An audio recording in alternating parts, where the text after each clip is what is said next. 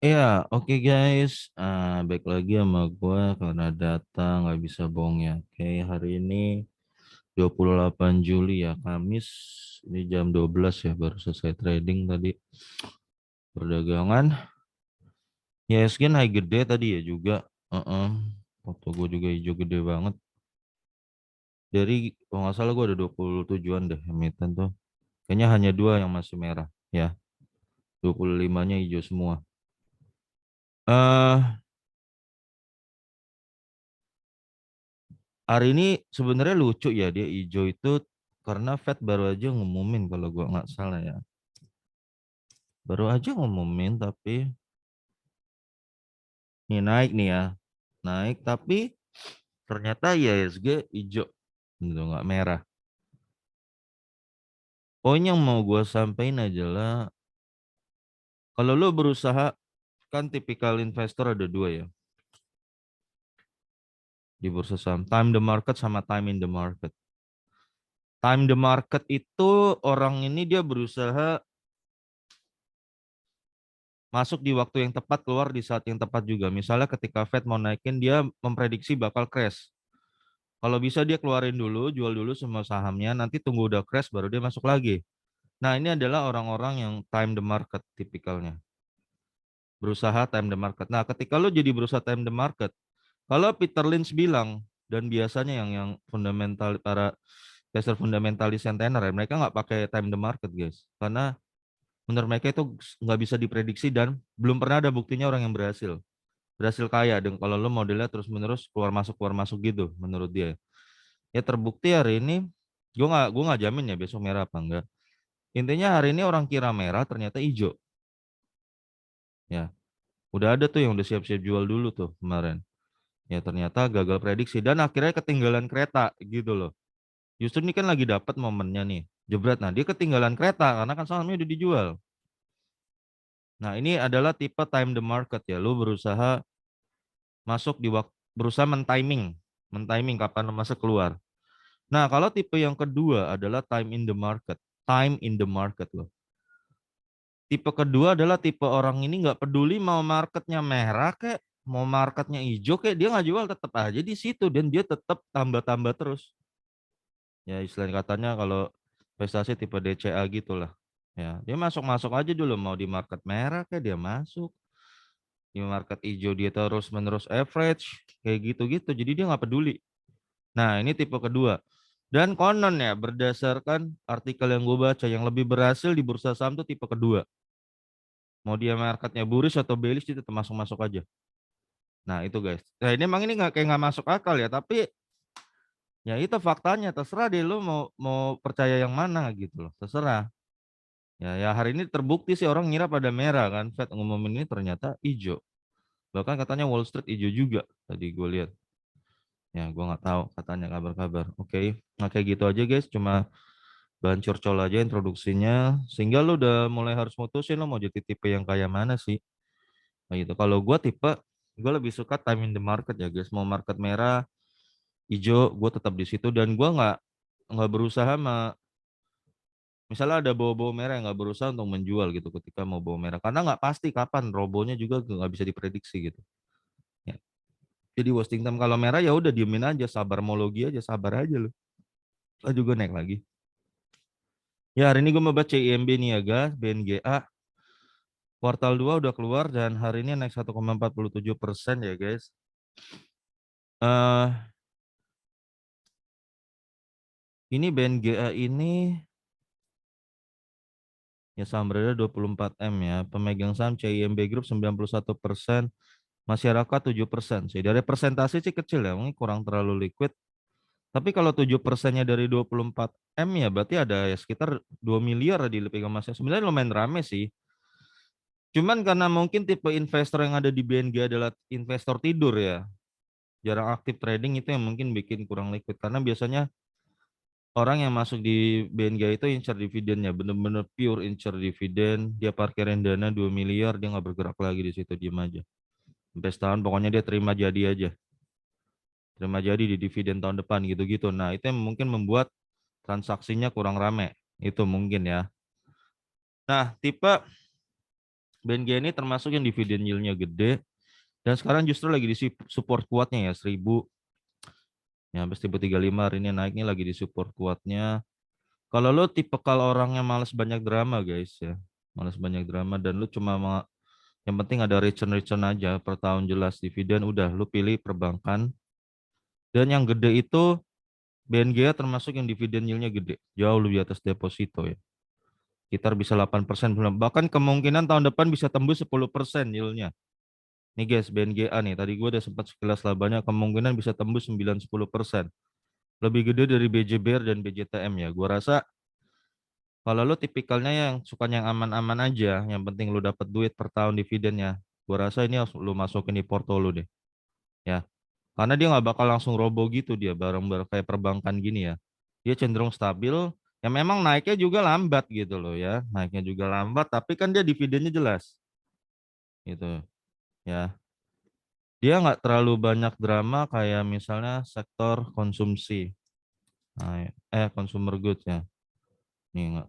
Ya, kalau lu ada di tipe kal kayak gini, aduh lu banyak drama dah. Ya, udah dividennya nggak terlalu gede juga, dramanya banyak. Jadi kalau lu gue saranin tipe kal yang aman ambillah perbankan dan kalau lu emang incer dividen yang gede, BNG harus termasuk salah satu list lu. Karena ada orang guys, contoh ya, ada porto orang tuh dia portonya waktu itu cuma dua gue lihat. BJBR dan BJTM, nggak peduli di yang lain. Gue bisa mengerti itu, gue bisa mengerti karena BJBR BJTM tuh dividennya gede ya, 7%-an, 6-7%. Ya itu lebih gede lah dari deposito gitu loh. Jadi dan lebih aman juga. Jadi lebih baik dia taruh di situ ya. Ya dia parkirnya mungkin 2M di situ, guys. 2M 7% aja lo dapat 140 juta per tahun gitu loh. Nggak usah pusing dia kayak gitu ya.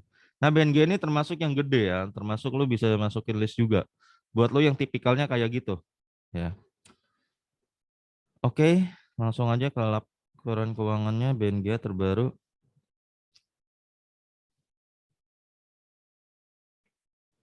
Ekuitas 40T, lalu 40,1T turun 2%. Saat ini lagi nggak bagus kondisi BNG 2020. 2021 naik 34,44%, naik 41T dan sekarang 43T ya. Ya naik 4% nih. Ekuitasnya hanya naik 4% per tahun, makanya kalau soal capital gain sih nggak terlalu bakal ada signifikan BNG ya. Jadi emang lo masuk di BNG memang niatnya sebenarnya lo tipikal orang-orang yang memang hanya mengharapkan dividen aja, nggak mau pusing. Ya tentunya dia lambat naik, lambat turun juga gitu loh. Ya, kayak gitu. Nggak terlalu volatilitasnya nggak terlalu tinggi gitu. Jumlah saham beredar 24M, book value 1600, 1600, 1664 dan 1781 ya. Per bulan naik 1,73%. Ya paling di 1%-nya berapa sih? Oh, 17 ya. Ya di Juli sampai September ya paling sekitar segini naik nggak banyak book value-nya 1735 ya guys, hanya segini. Harga rata-rata tahun 1115, 700, 955. Nah, dia selalu sekitar di kisaran segitu guys. 1015 ya. Kemarin ini kurang hokinya karena crash aja ya. April sampai Juni banyak crash dari 1200. Ya crash jadi agak susah naik. Tapi ini udah mulai naik lagi guys sentimennya. Karena laporan Q2 terbaru keluar. PBV 0,68, 0,46, 0,5, 0,5 ya. Oke. Gue pakai PBV ini aja 0,58 rata-rata maka prediksi aja. Bentar. 0,58 ya. Ya di Juli sampai Agustus ini kira-kira dia akan menembus di ya 1006 lah. Sekarang BBV dia di berapa? 1035 ya. BBV aslinya lu bagi aja book value-nya guys 1035 dapat lo angka berapa ya? Berapa book value-nya tadi? Oh 1735. Ya, 0,59 guys sekarang PBV-nya BNGA. Nah, 0,59. Oh, masih sama ya sama PBV kemarin. Ya, kita bahas laba sekarang ya. Laba 1 triliun, lalu turun 689 miliar, 33%. Lalu naik lagi 1,1 triliun, 64%. Dan sekarang gila 2,5 T. Naik gila 123%. Gila lu guys. Ini kabar gembira nih buat lo yang udah pegang lama. Nanti lu dividennya lebih gede nih dari tahun lalu nih. Ya, lebih gede nih yieldnya nih. Iya, jelas jadi kinerja laba tergede dalam 4 tahun guys ya. Jujur ya guys, secara pribadi gue di kota besar gue lumayan sering lihat ATM-nya Bank Niaga, dan ini lebih rame nasabahnya gue perhatiin ya, yang ngantri di ATM Niaga itu lebih rame daripada bank yang gue pakai BNI. Gue kan pakai BNI ya. Ya. Ini lebih rame ATM-nya yang ngantri daripada orang yang ngantri di Bank Niaga nih, gue lihat di ATM-nya. Karena ATM-nya sebelahan gue lihat. Nasabahnya banyak juga gue lihat tuh. Lebih rame lah dari mungkin nasabah yang gue. Karena gue nggak, kalau gue lihat ya yang ngantri di ATM-nya ya. Lebih banyak BNGA daripada bank gue nih, BNI. BNI kan agak sepi ya. Enak sih kalau sepi. Kalau ngambil duit cepet. Yang ngantri. Coba lo, kalau kayak Bank BCA kan lo ngantri duitnya bejibun ya. Tuk tuk tuk tuk tuk lama banget, gila. Jadi gue lihat sih rame yang pakai niaga ya. Gue nggak tahu kenapa alasannya, tapi pasti menarik gitu loh. ROE 2,52% kali 2 4%, ini ROE-nya jelek. Ini 1,72 jelek.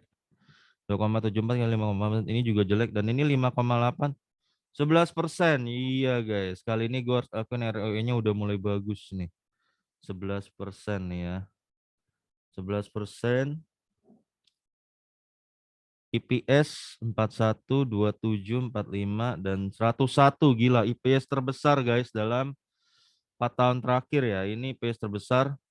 Jujur ya guys, kelihatan emang Bank Niaga nih nasabahnya mulai makin banyak.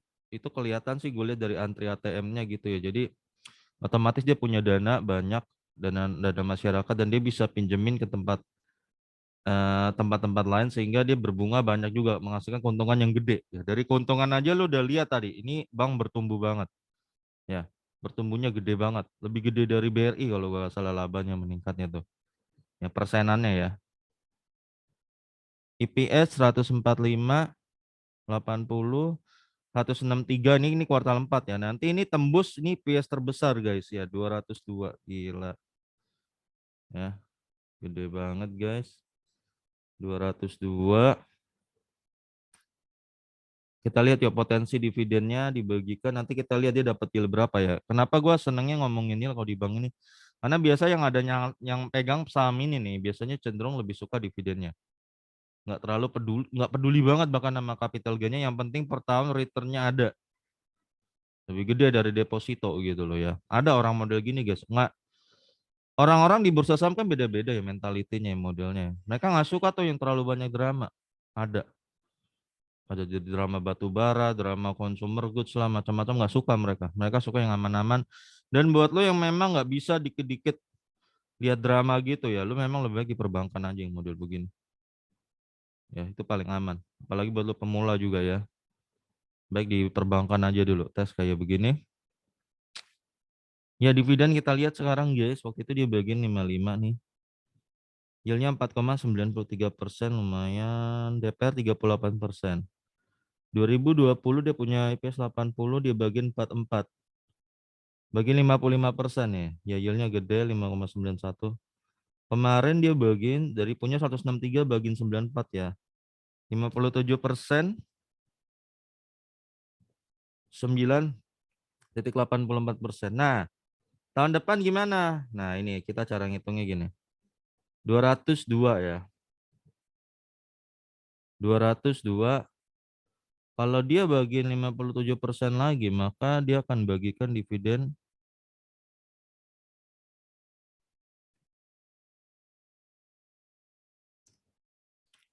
115 guys, gila nggak? Berpotensi bagian dividen 115 RUPS tahun depan. Ya. Maka harga ya bisa dapat yield 11% loh guys ya. Kalau 115, lu sekarang masuk di harga BNGA segini sekarang nih. Ini gua kasih tahu. Kenapa ini bakal jadi buruan nanti ya. 15 kan 1035. Berarti lu berpotensi tahun depan dapat yield 11,11%. Gila nggak lu guys? 11,11%, hampir 2 kali lipat lo return rumah kontrakan, gila lo. Gue mau lihat orang kalau return segini nggak berebutan, gue mau lihat nggak berebutan masuk, bohong. Itu makanya gue selalu ngukur dari dividen guys, makanya gue punya saham semua porto gue. Jujur ya dari 27 sekarang ada yang merah cuma 2, itu karena baru bagi dividen kayak Pans gitu ya, itu doang yang merah. Tapi udah hampir pulih lagi tuh Pans tuh, cuma minus 3%-an sekarang.